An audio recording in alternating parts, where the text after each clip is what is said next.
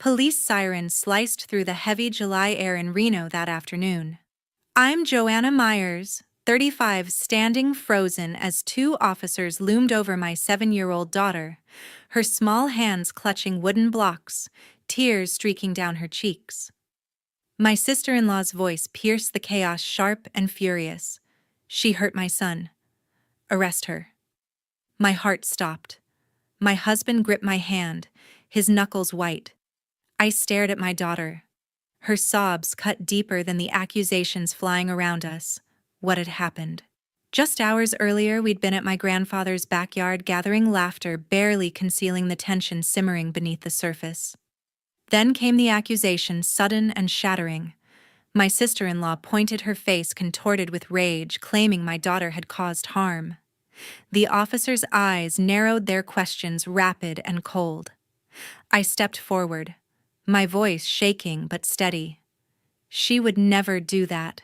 Yet suspicion hung thick in the air. Why were they so quick to assume the worst? My parents joined in, their words slicing through me as they sided against us. My grandfather stood apart, silent, his expression unreadable. Something was terribly wrong. Everything had spiraled out of control, but the truth was, somewhere out there waiting to be found. Just hours before, it had been a simple family celebration. Now my daughter's innocence was being questioned, and so was mine. Have you ever faced a moment when your own family turned against you, when the truth felt impossibly far away? Share your story below. Where did it happen, and how did you respond? Let's talk about those moments of betrayal and the power of truth to change everything. It was a scorching July afternoon when we gathered in Grandpa's backyard for a family party. I'm Joanna Myers, trying to smile through the knot in my stomach. The air buzzed with uneasy laughter, the kind that hides sharp edges. Grandpa, the quiet patriarch, had called us together to discuss his will, a topic that turned every glance into silent calculation. His modern Reno home with its wide sunlit yard was the prize everyone wanted. I stood near the picnic table, sipping lemonade, watching my daughter play alone beneath an oak tree, her small hands stacking colored blocks into wobbly towers. My sister-in-law, always craving attention, cradled her 5-month-old son while basking in my parents' praise. "He's got your brother's eyes," Mom cooed, brushing past my daughter without a glance. Dad nodded, adding, "A strong boy just like his father." Their favoritism stung, but I'd long grown used to it. My brother, the golden child, could do no wrong, and his wife absorbed every ounce of their approval. My daughter, 7 and tender-hearted, felt the neglect. She added another block, her lips pressed tight, unnoticed by the adults fawning over the baby. I caught my sister-in-law's gaze, her smile thin and cutting. "Still crunching numbers for that little accounting job, Joanna?" she asked, her voice dripping with mock sweetness. "Must be hard scraping by." I forced a laugh, my cheeks burning. She knew about our struggles. Daniel, my husband, had been working overtime as a construction engineer just to keep us afloat. That morning, I'd spoken with a banker about a loan to buy a small house, a dream that seemed to drift further away with every condescending word.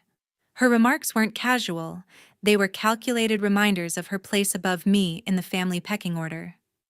Daniel stood beside me, his hand brushing mine, sensing my unease. "Ignore her," he whispered, steady but low. I nodded through the tension, gnawed at me. The backyard filled with folding chairs, and the scent of grilled burgers felt like a stage for a play no one wanted to perform.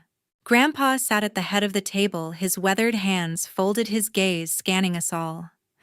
I wondered what he saw, a fractured family pretending to be whole. I hoped he'd recognize my daughter's gentle heart, our quiet resilience, but doubt lingered. My sister-in-law's laughter rang out again, loud, rehearsed, and hollow, as she adjusted her son's tiny hat. "He's already so smart," she bragged, drawing another round of smiles from Mom and Dad. My daughter glanced up, searching for me. I waved, trying to reassure her, but her shoulders slumped. She returned to her blocks, building in silence. I longed to scoop her up, to protect her from the unfairness, but I stayed put, trapped in the role of the polite daughter-in-law. The talk shifted to Grandpa's house, its worth whispered in cautious tones. "It's prime real estate," Dad said, eyes gleaming. Mom nodded, her voice low. "Your brother deserves it after all he's done." I bit my tongue, the words, "What about us?" stuck in my throat. My sister-in-law chimed in, her tone airy but sharp. "Some people just aren't cut out for big responsibilities." Her glance flicked toward me, and I felt Daniel tense beside me. I squeezed his hand, signaling him to stay calm. We couldn't afford a confrontation, not yet. Grandpa cleared his throat, drawing every eye. "We'll discuss the will soon," he said, his voice gravelly but firm. The table fell silent, forks hovering midair. I looked at my daughter, still alone, her blocks now a crumbling castle. My heart ached for her, for us. The party dragged on, each smile more strained than the last. My sister-in-law's barbs grew sharper, her confidence unshaken. She thought she had this in the bag: Grandpa's trust, my parents' loyalty, the house. I kept my face composed, though inside I was bracing for a storm I could feel coming. When I waved to my daughter again, her small hand lifted in return, a flicker of hope in her eyes. As I chatted with Daniel under the oak tree, my sister-in-law's scream shattered the party's easy hum. She bolted across the backyard, her face flushed, clutching her son tightly to her chest. "Emma did it. She hurt my son," she shouted, pointing at my daughter, who stood frozen beside her pile of blocks. My stomach dropped.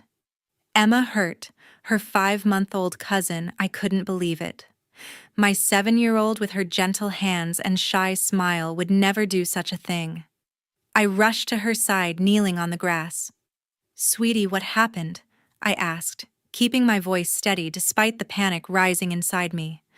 Emma's eyes filled with tears, her small frame trembling. "I didn't, Mommy," she whispered, shaking her head. "I didn't touch him." I pulled her close, feeling her heartbeat flutter against my chest. My sister-in-law loomed over us, her voice sharp. She pushed his rocker. "He fell because of her." The accusation sliced through me. I looked at the baby in her arms, his tiny face scrunched but unharmed. The rocker lay tipped on its side, a soft blanket tangled nearby. Something didn't add up. Mom stepped forward, her lips tight. "Emma's always been jealous," she said coldly. "She's not used to sharing attention." Dad crossed his arms. "Kids act out, Joanna. You know how she gets." Their words hit harder than the scream. My own parents siding against their granddaughter without hesitation. I stood shielding Emma. "That's not true," I said, my voice trembling. "She's not like that." But their eyes stayed fixed on my sister-in-law, their trust unwavering. Grandpa pushed through the crowd, his cane tapping the ground. "Everyone calm down," he said, his tone firm but weary. "Let's figure this out before pointing fingers." My sister-in-law ignored him, pulling out her phone. "I'm calling the police," she announced, her thumb already dialing. I stared, disbelief rooting me to the spot. "You're what I asked," my voice rising. "This is a family matter." But she turned away, speaking rapidly into the phone, her words a blur of accusations. Daniel crouched beside Emma, his hand resting gently on her shoulder. "Stay with her," I told him, my thoughts spinning. I needed answers. If the baby was hurt, we had to know how badly. I sprinted toward the house, weaving past picnic tables and startled guests. Inside, the cool air of Grandpa's living room did little to steady me. I grabbed my phone from my purse, fumbling for the pediatrician's number. My hands shook as I dialed, praying for clarity. The line rang, each second stretching endlessly.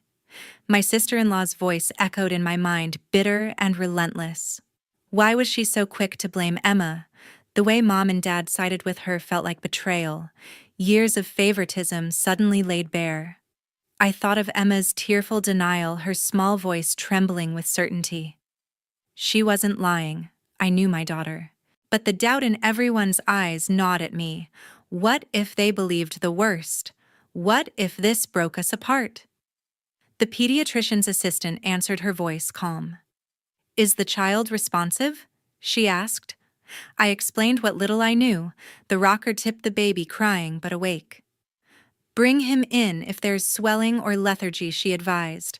Otherwise, monitor him closely. I thanked her, my mind still racing. I needed to get back to Emma to make sure she was okay. Daniel was with her, but I hated leaving her in that chaos.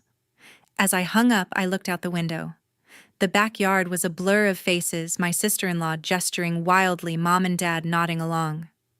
Grandpa stood apart, his shoulders heavy, trying to keep the peace. I drew a deep breath, steeling myself. This wasn't just about a tipped rocker, it was something deeper, something uglier. I had to protect Emma no matter what. My heart pounded as I set the phone down. Minutes later, police lights flickered across Grandpa's backyard, casting long shadows over the picnic tables. Two officers stepped out of their cruiser, one older with a hardened gaze, the other younger, notepad ready. My daughter clung to me, her small frame trembling, tears soaking her shirt. I knelt beside her and whispered, "It's okay, Emma." But my pulse raced. The crowd parted as the officers approached, their boots crunching on the grass. My sister-in-law stood rigid, her son cradled protectively, outrage etched across her face. She pushed his rocker, she shouted, pointing at Emma. She was jealous and tipped it over. "Hurt my boy." Her voice rang sharp and deliberate, every word aimed to wound. The older officer raised a hand, signaling for quiet, then turned to Emma. "Sweetheart, can you tell us what happened?" he asked, his tone gentle but probing. Emma shrank behind me, her sobs muffled. "I didn't do anything," she whispered. I squeezed her hand, my chest tightening with fear and disbelief. Mom stepped forward, arms crossed. "She's been acting strange all day," she said, eyes sliding away from mine. "Always staring at the baby with this odd look." Dad nodded. "Kids get jealous, officer. She's not used to sharing attention." Their words cut deeper than I could have imagined, my own parents doubting Emma without hesitation. I stood, pulling her closer. "That's ridiculous," I snapped. "She adores her cousin. Why are you all so quick to assume the worst?" My sister-in-law's eyes narrowed. "I saw her near the rocker," she insisted. "She hovered there. Then it tipped over. What else could it be?" I shook my head, my thoughts spinning. Her story was too smooth, too rehearsed. I glanced at the baby, still in her arms, fussing but unharmed. The rocker lay nearby, tilted but intact. Something didn't add up, but I couldn't see what yet. Grandpa lifted his cane, his voice cutting through the noise. "Enough," he said firmly. "We don't know everything.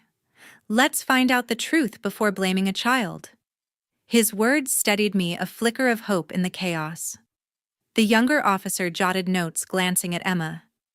"Did anyone else see it happen?" he asked the guests. They shuffled uneasily, heads shaking. The silence was deafening. My sister-in-law seized the moment. No one else was close enough. It was her. Daniel stepped forward, jaw set. "That's not true," he said evenly. "Emma was playing with her blocks, nowhere near that rocker." I nodded, relief washing through me. "He's right," I added, meeting the older officer's gaze. "My daughter would never hurt anyone." But their skeptical eyes said otherwise, the weight of suspicion pressing down on us. I turned to my sister-in-law, keeping my voice steady despite the anger rising inside me. "Why are you so certain it was Emma?" I demanded. "What did you actually see?" She hesitated for a split second before regaining composure. "I told you she was right there," she shot back, defensive now. Mom cut in, "Joanna, stop making excuses." Dad's frown deepened, his silence louder than words. Their alliance with her felt suffocating. Then it struck me. Stephen Larson, Grandpa's neighbor, had a security camera pointed toward his backyard just over the low fence. Maybe it caught something. I turned to Grandpa, my voice urgent. "Your neighbor Stephen, doesn't he have a camera facing his yard? Could it see ours?" Grandpa's brow furrowed, then he nodded slowly. "It might," he said. "He keeps it running all the time." The officers exchanged a look. "We'll verify that," the older one said, jotting it down. My sister-in-law's expression flickered, confidence slipping for the first time. Mom and Dad shifted uncomfortably, their certainty wavering. I held Emma close, her small hand warm in mine. That camera might be our lifeline, the key to proving her innocence. Still unease gnawed at me. What if it revealed something worse? I forced the thought away, focusing on my daughter's tear-streaked face. The younger officer turned back to the group. "Let's stay calm," he said firmly. "We'll speak with everyone separately." I nodded, my resolve solidifying. I wasn't letting them pin this on Emma. My sister-in-law's accusations, my parents' blind faith. It all felt orchestrated, a script I hadn't known I was in. Grandpa's steady gaze met mine, a silent reminder of truth and fairness. I held Emma's hand, praying the truth would finally come to light. With Emma's sobs still echoing in my head, I turned to Grandpa for answers. "Your neighbor's camera," I said, my voice urgent but low. Could it have caught what happened in the yard? Grandpa's weathered face tightened, his eyes shifting toward the fence that divided the two properties. "Stephen Larson's setup," he said, nodding slowly. "It's got a wide angle, might have caught our side." He hesitated, his jaw tightening. "We had a falling out over that fence last year, but it's worth a try." I glanced at Daniel, his expression set with quiet determination. "Let's go," he said, brushing my hand. We left Emma with Grandpa, who stood firm despite the tension still rippling through the backyard. My sister-in-law's accusations rang in my ears, sharp and relentless, but I forced them aside. The truth felt close, I could almost reach it. We crossed the lawn, the late afternoon sun stretching long shadows ahead of us, and stepped onto Stephen's driveway. His house, a neat ranch style much like Grandpa's, sat only a few yards away, a small camera perched above the garage. I knocked, heart hammering. Stephen opened the door, his broad frame filling the doorway, his brow furrowed. "Joanna, Daniel," he said cautiously. I swallowed, knowing his history with Grandpa wasn't exactly friendly. "Stephen, we need your help." I began, keeping my voice steady. "Something happened at the party, my daughter's being accused of hurting her cousin. Could we check your camera?" His gaze softened at Emma's mention, her tearful face clearly still fresh in his mind from earlier glimpses over the fence. He hesitated, rubbing the back of his neck. "That argument with your grandfather wasn't pretty," he muttered. "But for the kid. All right?" He stepped aside, motioning us in. Relief swept through me, though dread still coiled in my stomach. What if the footage showed something I didn't want to see? I shoved the thought away, clinging to Emma's innocence. Stephen led us through his cluttered living room, strewn with tech manuals and half-built drones, into a small office. A computer sat on a messy desk, its screen blank. Daniel stood close beside me, his calm presence steadying my nerves. "Thank you, Stephen," he said firmly. Our neighbor grunted and powered up the system. "The camera's got a clear view over the fence," he explained, clicking through folders. "Records, everything in high def." My pulse quickened. This was it, our one chance to clear Emma's name. I thought of her small hands gripping those blocks, her tearful insistence that she hadn't done anything. My sister-in-law's rush to accuse her, my parents' blind support. It all felt deliberate. Stephen pulled up a file marked with the current timestamp. "This should cover it," he said, his fingers poised above the keyboard. I leaned forward, barely breathing. The screen lit up, showing Grandpa's backyard, the picnic tables, the oak tree where Emma had been playing. The angle was perfect, capturing the corner where the baby's rocker had stood. I gripped Daniel's arm, hope and dread colliding inside me. "Can you play it?" I whispered. He nodded and hit play. The video rolled, silent but crystal clear. I scanned every frame, desperate for the truth. My thoughts raced. What if it missed the moment? What if it proved the worst? I forced those fears down, hanging on to what I knew: my daughter was innocent. Stephen paused, suddenly pointing at the screen. "There's the rocker," he said, zooming in. My heart thudded, every second stretching longer than the last. "The police should see this," Daniel said steadily. I nodded my eyes, never leaving the monitor. Stephen picked up his phone, dialing the officers still at Grandpa's place. "They'll want a copy," he said, matter-of-factly. I was grateful. Despite his old feud with Grandpa, he'd stepped up. The air in the room felt heavy. Everything hinged on this footage. My sister-in-law's accusations, my parents' betrayal, the officer's doubt, all of it could unravel if the truth played out on that screen. A few minutes later, the older officer arrived, notepad still in hand. "You found something?" he asked, stepping inside. Stephen gestured to the computer. "Footage from my camera," he said. "Covers their yard." The officer nodded, his expression unreadable.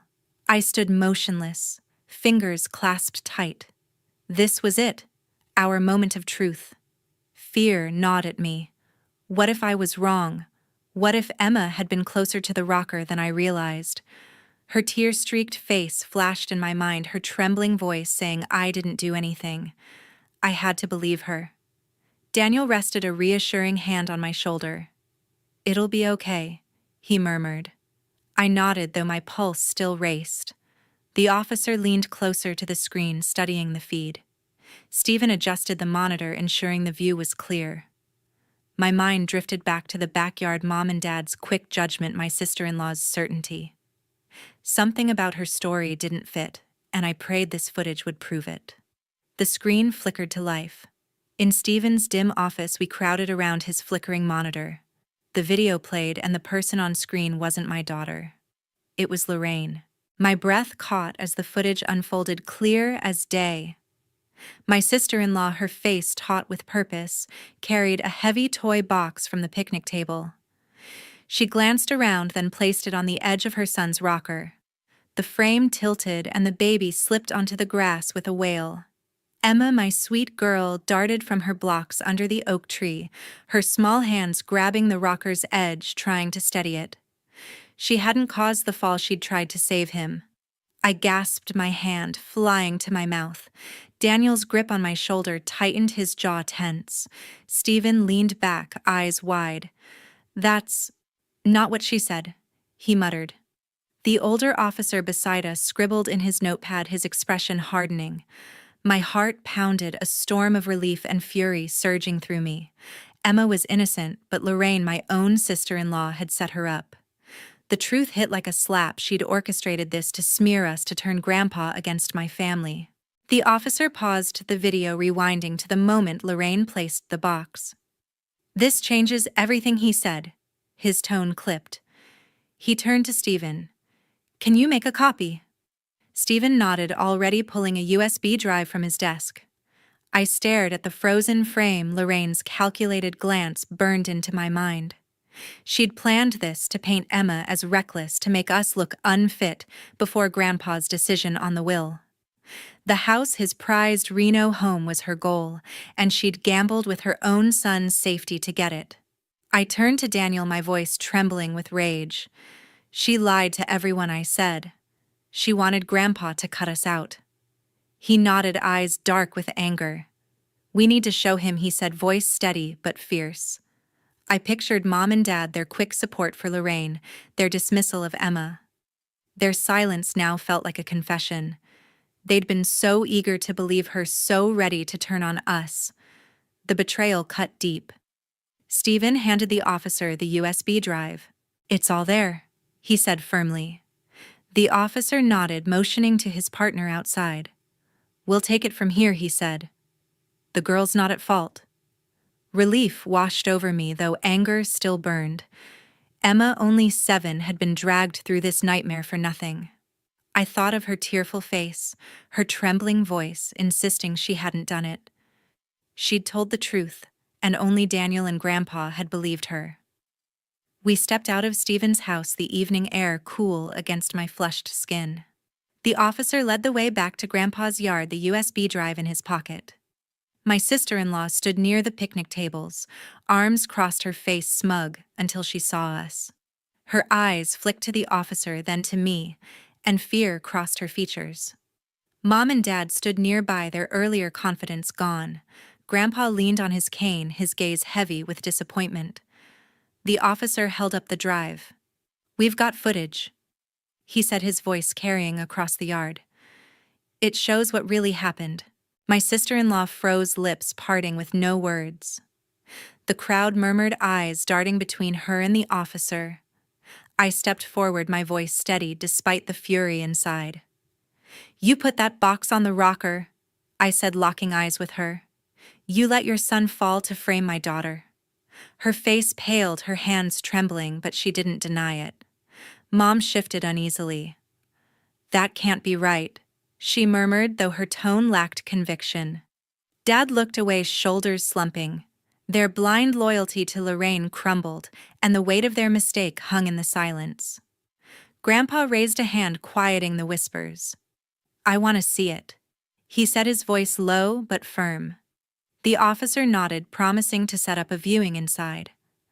I glanced at Emma, still curled up beside Grandpa. She deserved better than this. Anger flared as the pieces clicked together. Lorraine's snide remarks, her attempts to isolate us at the party, her quick accusation it was all for the house.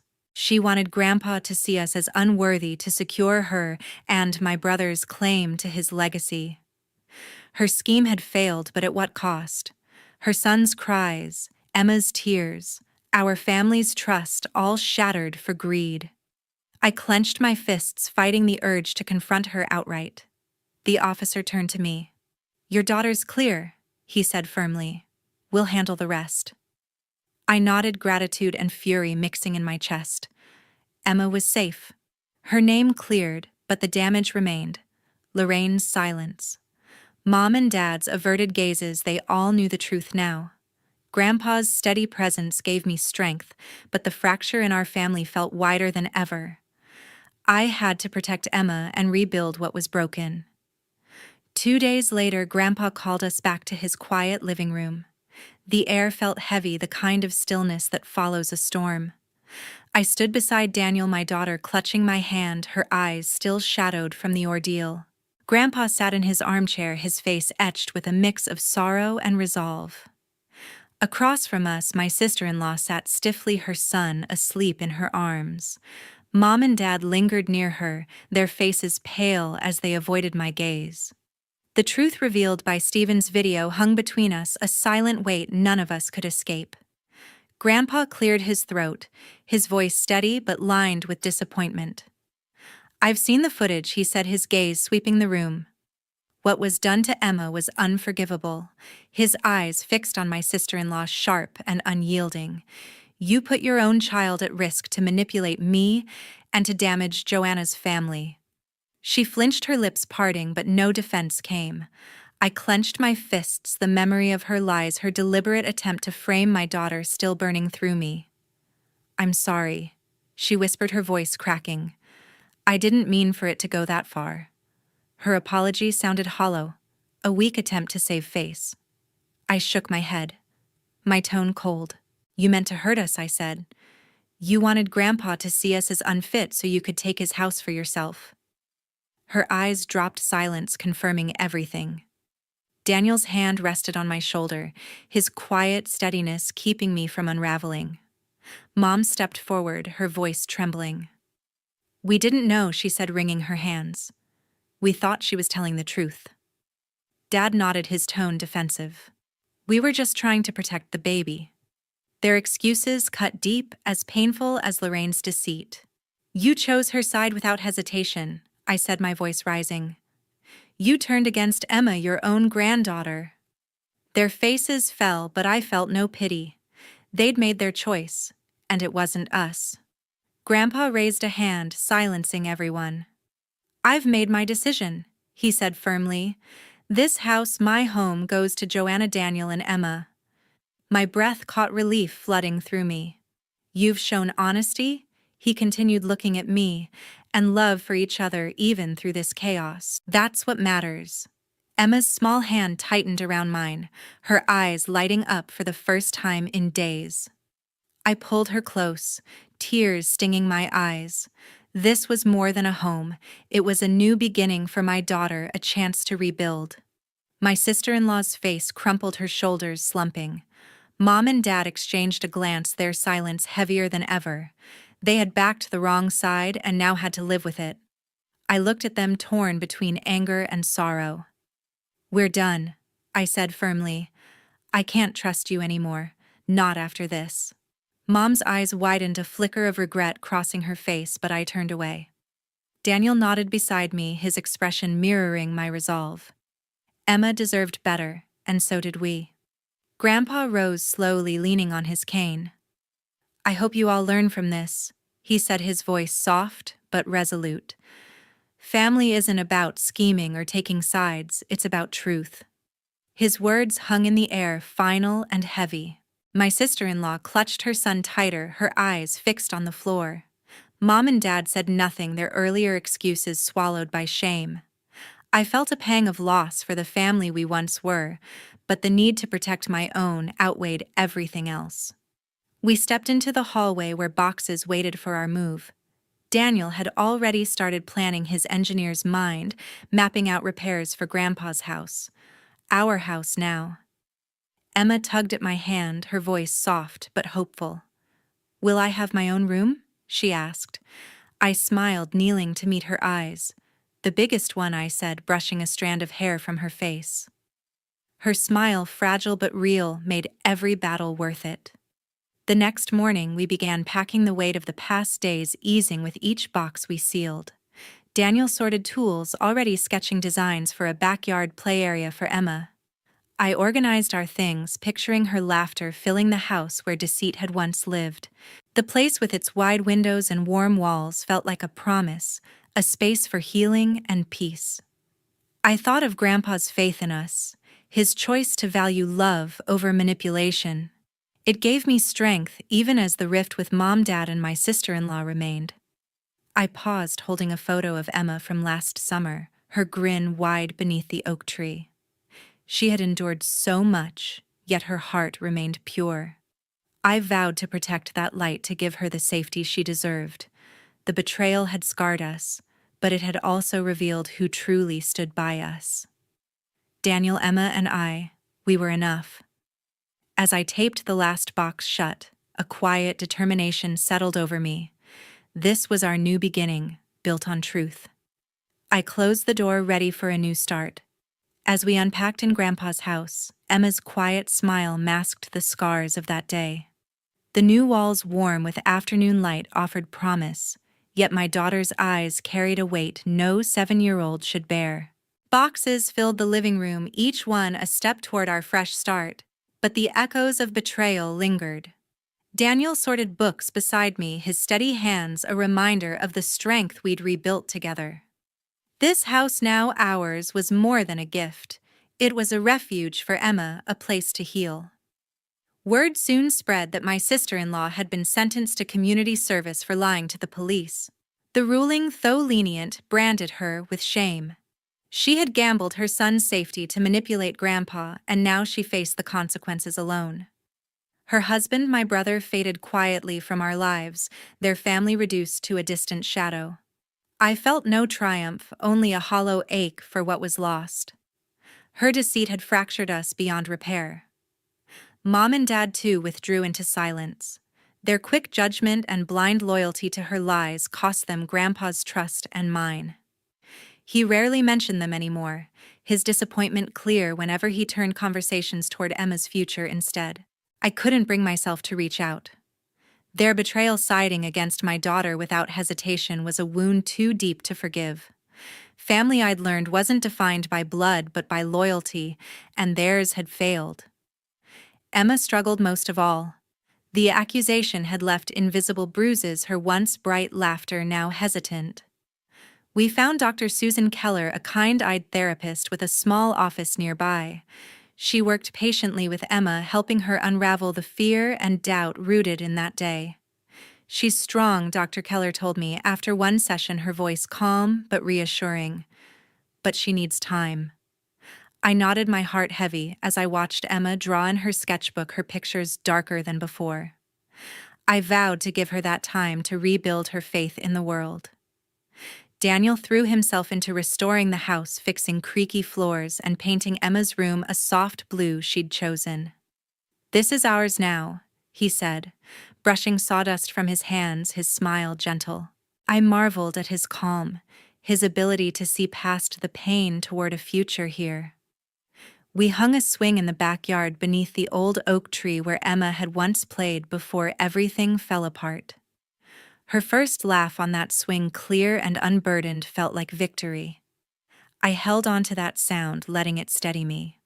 Grandpa visited often, his cane tapping a familiar rhythm on the porch. He'd sit with Emma telling stories from his childhood, his eyes softening each time she giggled. His decision to give us the house wasn't merely generosity, it was his way of protecting her, of ensuring we had solid ground to rebuild upon. "You're my family," he told me once, his voice firm. "Always will be." His words carried weight, a reminder that trust once shattered was hard to restore, but his faith in us endured.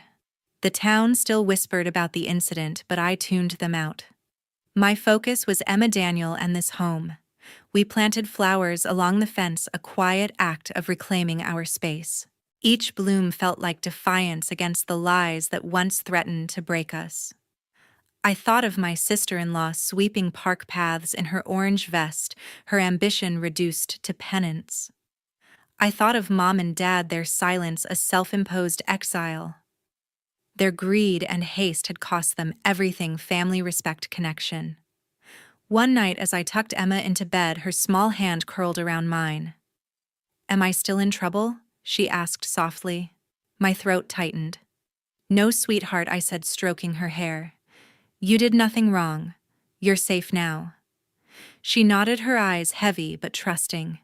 That fragile trust, slowly mending, became my reason to keep going. Dr. Keller's sessions were helping, but love hours was her true medicine. Standing in the kitchen one evening, I looked out at the backyard, the swing still swaying gently under the oak tree. The pain of that day lingered, but so did our strength. Sometimes truth costs everything, yet gives back what matters most: family. I'd lost my parents, my brother, his wife, but I'd gained clarity. Greed and pride had unraveled them, leaving only regret. For us, truth carved a path forward, painful but real. The lesson was clear: family isn't built on blood alone, but on choices.